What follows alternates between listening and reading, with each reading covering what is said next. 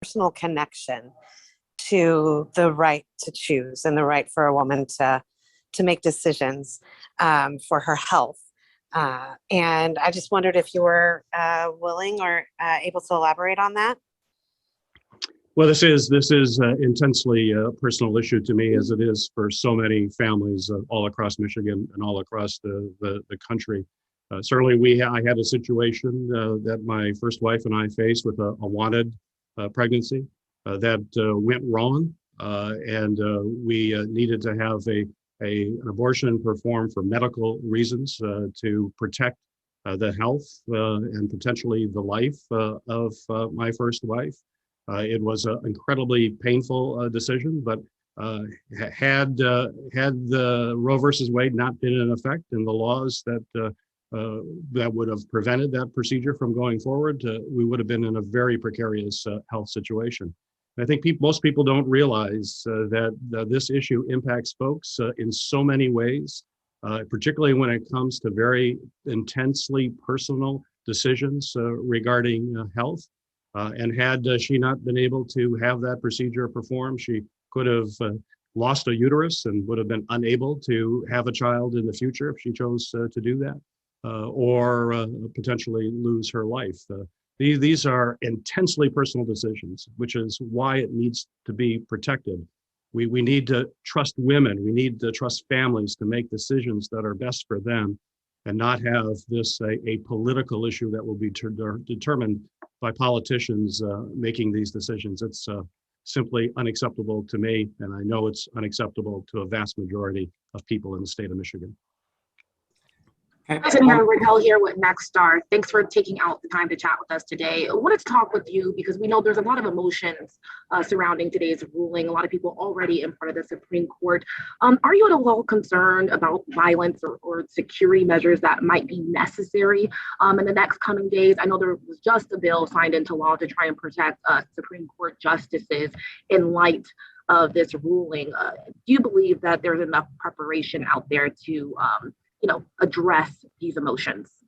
Well, I certainly would condemn any type of violence associated with this ruling. Violence is never an appropriate way to express political opposition. But certainly, I would certainly encourage peaceful protest. It's important for people to make sure that their voice is heard at this very pivotal time. It is a very intense emotional issue for so many people. And folks should get out and protest and make their voice heard. But it's going to be incredibly important for folks to realize that this election coming up this fall will make a major difference in an incredibly important issue. And people should make sure that they exercise their opinion and let their voice be heard in a very strong way at the polls this November. I know your committee investigated. Raquel, I was going to call on Grant. He was next, but we'll go back to you.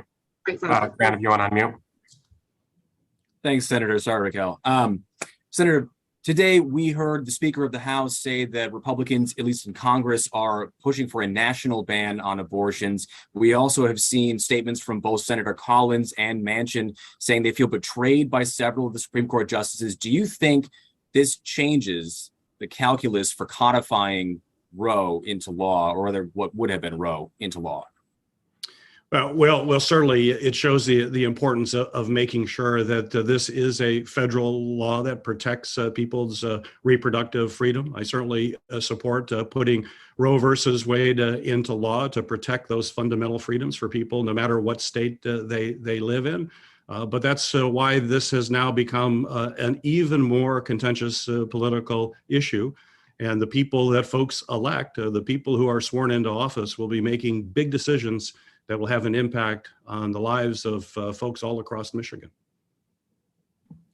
Okay, we'll go to Chris with WZZM, and then Raquel, we can go back to you. Thanks for talking to us today, Senator. So in a concurring opinion, Justice Thomas said the court should reconsider rulings involving contraception, same-sex relationships, same-sex marriage. I mean, this could be far-reaching, couldn't it? Certainly, this ruling could be very far-reaching. We're still in the process of reading through the ruling. I need to spend more time with the actual ruling, but when you see opinions that were written and basically discussed the rationale for this decision, that the right for reproductive freedom was not something that was recognized back in the 1700s, that certainly means there are an awful lot of issues from contraception to others that are not in the Constitution as well. And apparently the Supreme Court feels that they need to weigh in on those issues that are widely accepted by the American people as rights that we have today. So are you concerned that same-sex marriage could be overturned?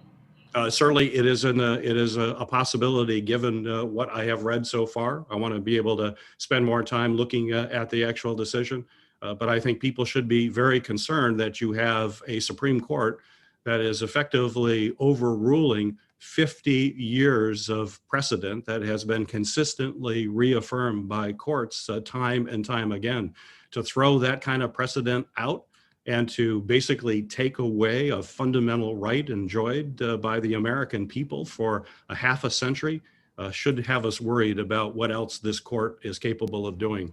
Clearly, this court is highly politicized. It's a highly political court making political decisions and decisions that are not supported by a vast majority of the American people. So I'm certainly very concerned about where they may go from here. Okay, Raquel, did you have a follow-up question? I did. Sorry about interjecting there. No worries. Just wanted to follow up on the security portion. Are you concerned at all that there will be a rise in threats to the Supreme Court justices in light of this decision? And do you believe that there is enough security measures in place at this moment? Well, we have provided additional resources for Supreme Court justices. Certainly, they need to have security. Unfortunately, we have seen a rise of threats against elected officials, not just Supreme Court officials or members of Congress, but people who serve in state legislatures and people who even serve on local school boards are facing increased threats of violence. We have to condemn all violence and understand violence never has a place in the United States of America when it comes to political discussion and political debate. Peaceful protest is always encouraged, but violence must always be condemned. And while I do have you, Senator, speaking of violence, we were listening to the January 6th committee hearings and hearing from local state officials, local election officials about the violence that they're now experiencing in light of that last election. I know some of the Michigan local election officials were here in Washington this week calling for more resources to try and protect them from potential threats in the next cycle. Is there any prioritization from Congress to get something done, to get more resources to these officials? Certainly, we are discussing how to provide resources to make sure that people have security for themselves and for their families. Certainly, I work on that issue as chair of Senate Homeland Security Committee and realize that unfortunately, we're also seeing a rise of domestic terrorist events. Much of that domestic terrorism involves white supremacist ideology as well as anti-government ideology. It's a major concern that we need to continue to be focused on, and unfortunately, it is increasing across the board. Great. Grant, I saw that you had a follow-up. You got the floor. Thanks, Zaid.